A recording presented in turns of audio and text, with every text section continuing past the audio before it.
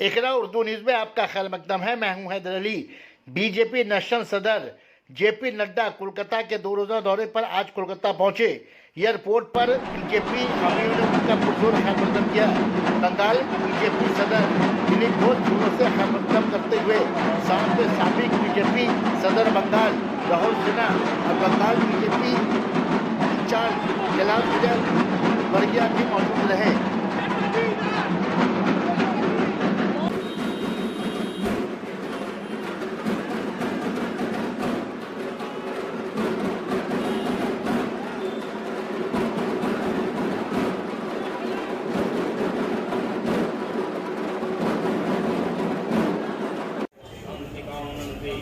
गणेशादि नामदेवता पूजा पूर्वक सौवाहनाय विघ्न पूजा उपनिषद आहुतिदान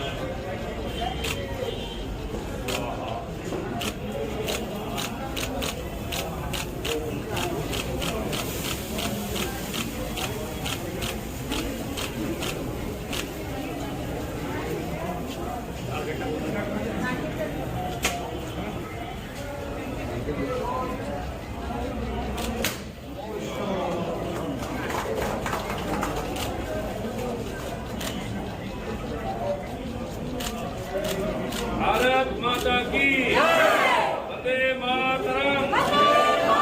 बीजेपी जिंदाबाद, जेपी नड्डा जिंदाबाद।